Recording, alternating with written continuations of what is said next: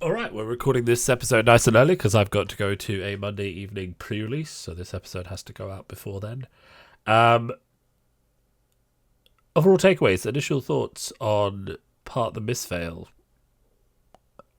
pre-release thoughts, 8-pack limited thoughts. I think that's kind of what we're going to cover in this episode. I think that's kind of a big enough topic for this. Went to my first part of the Mistveil pre-release on Friday.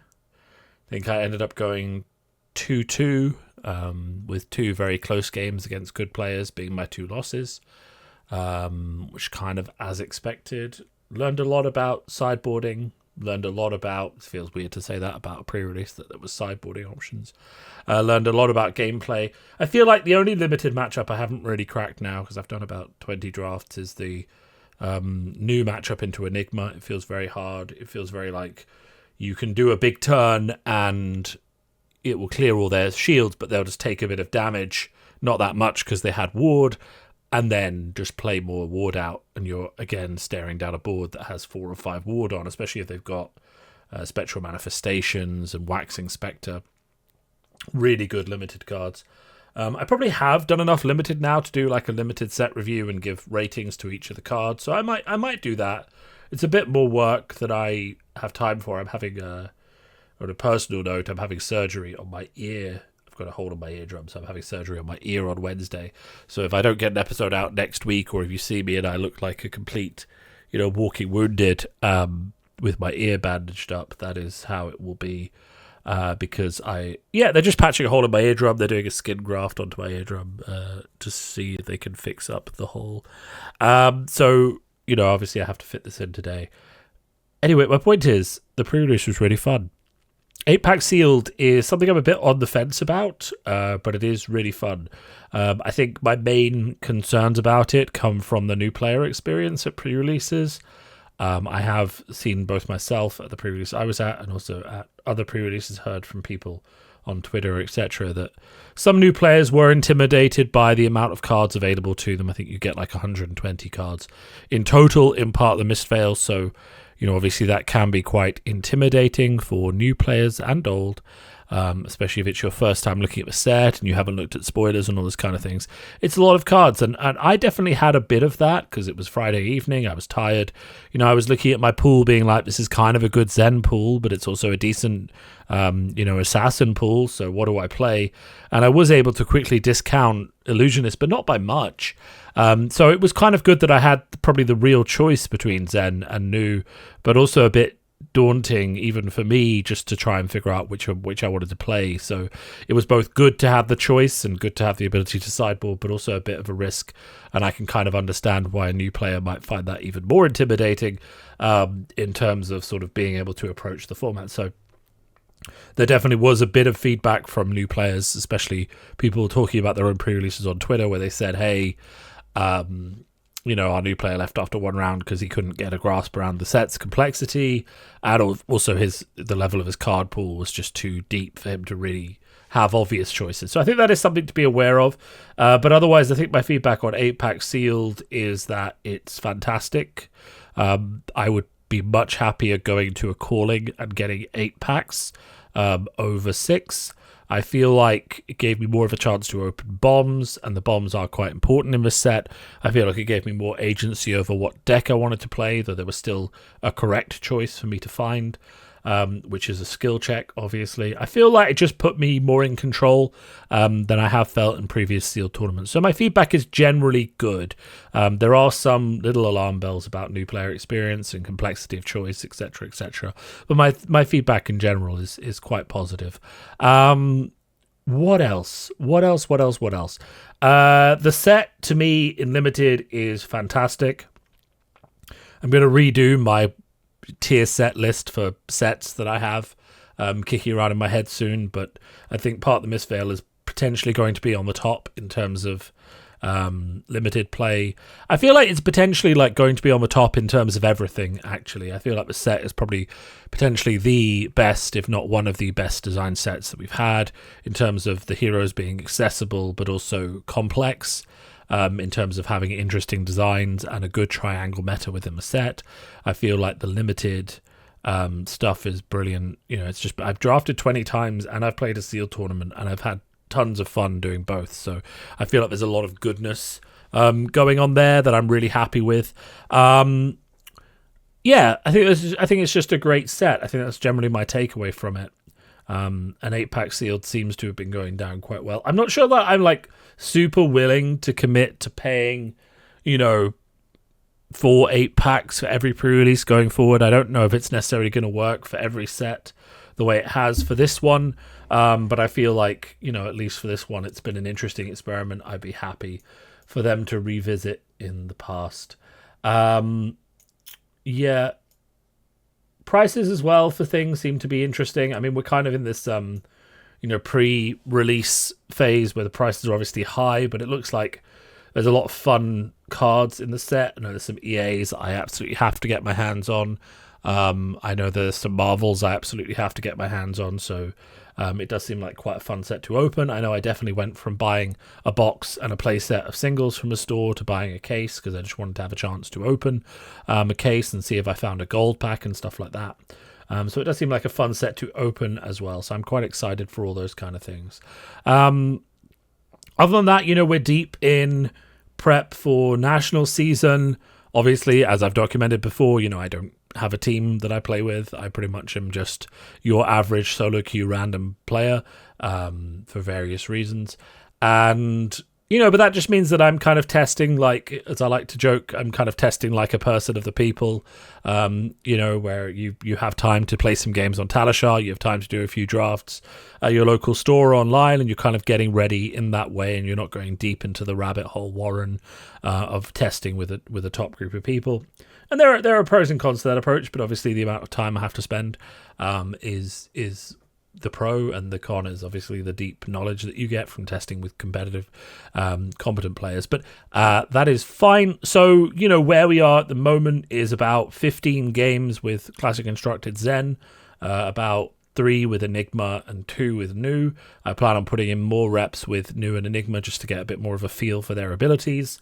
And where we are then is just me thinking that Zen is a fun ninja, you know, really good aggro, potentially top contender of my deck for nationals, just because I am a ninja player and I enjoy playing aggro in that way. Or I will go for something more mid-range and I'll borrow the cards for Azalea or something like that and I'll play that. But I'm still miles away from making a decision in my testing, and obviously as a more casual player, I will say net decking is not an evil term.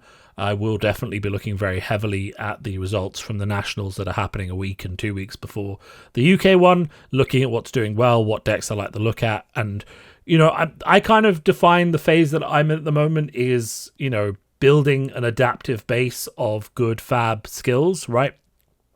Play every deck that looks interesting, play any competitive decks for heroes you don't know, play 10, 15, 20 games with each of them, and just be ready, you know, to book aside the time a week before your nationals, see what decks come out the weekend before, and then just be ready to pivot and grind to get enough reps with that deck to do reasonably well with it, backed up by the fact that you've played 20 games with every deck in the format, right? That's my approach as kind of like a more random player who's willing to be a bit mercenary with what hero he's playing to an extent. Like, I'm not playing Kano, I'm not playing Brutes, but, you know, I could play Kasai, I could play Azalea, I could play, you know, there's lots of heroes on the could play list for me that I both understand and could pivot into. And I'm going to just get games with all of them, get plenty of reps, and then when I feel like I know what way the wind is blowing, and I start to see some clean lists coming out from other nationals, I'll pivot into one of those. And that's just a good net decking approach to getting a leg up in the meta if you don't have time to do the testing yourself, right?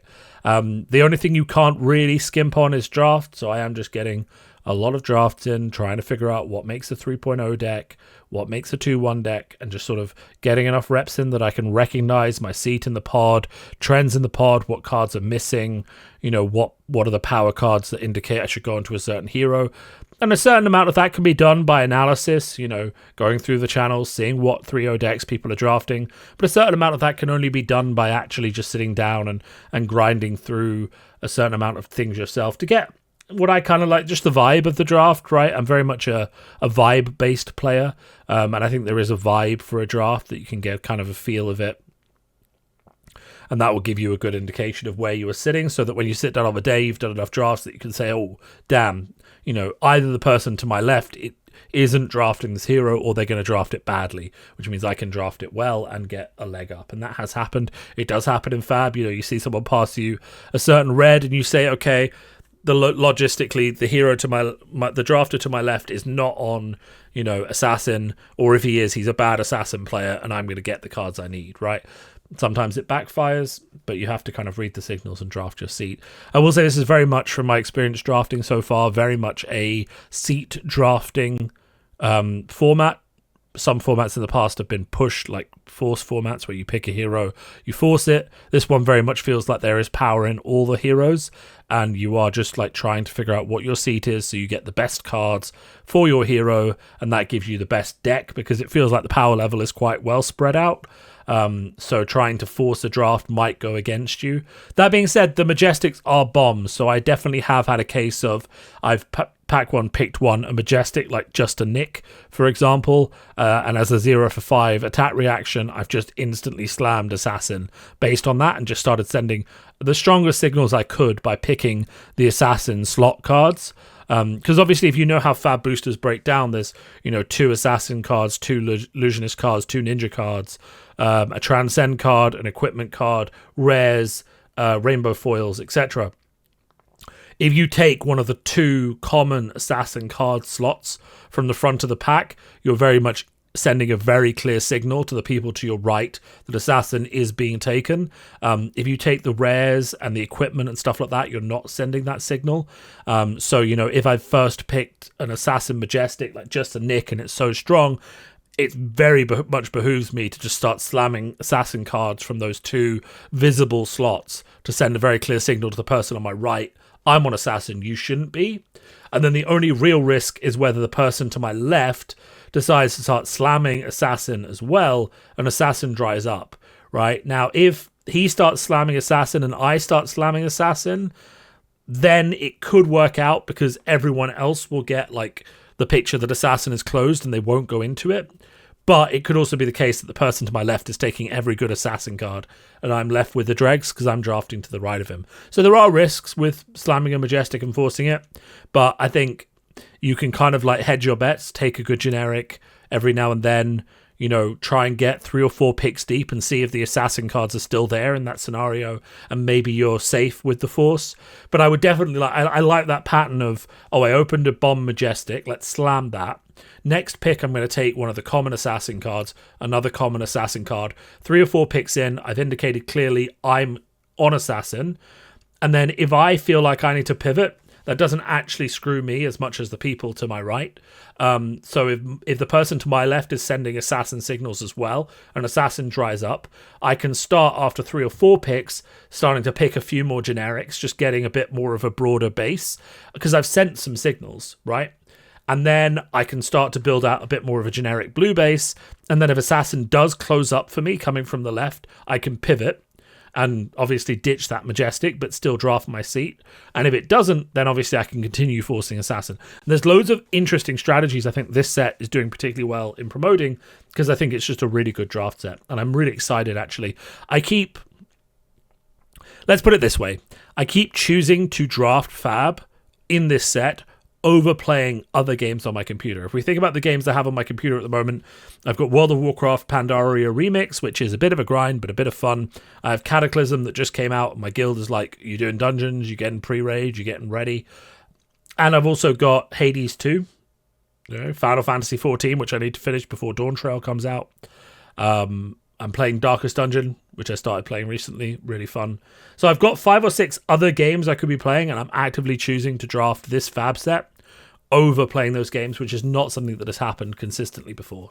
So read from that what you will. I think Part of the Mistveil is a fantastic set. And I'm going to have to leave the episode there, unfortunately. I am, cooking. I'm not cooking. I am cooking a lot recently, but I also have this surgery that I need to go and do on Wednesday, and I have to get to a pre-release now. So thank you all for listening. Shorter episode this week. Please, but take advantage of the shorter episode to share your thoughts on Paths of the Mistveil with me in the comments. Let me know what you're thinking about it. If I say it's the best fab set that's come out and the design team has matured and finally found a way to make consistently good fab sets, low heavy and then this, would you agree? Do you agree the set's fantastic? What are the things you don't like about it? Let me know in the comments. Remember to like and subscribe, because that's the thing we have to say. And you should, because I make great fab content and it's consistent and consistently good. And if you follow me, you'll get all of the good news and good takes on fab, So, yeah, follow along. And I'll speak to you all soon. Have a great day.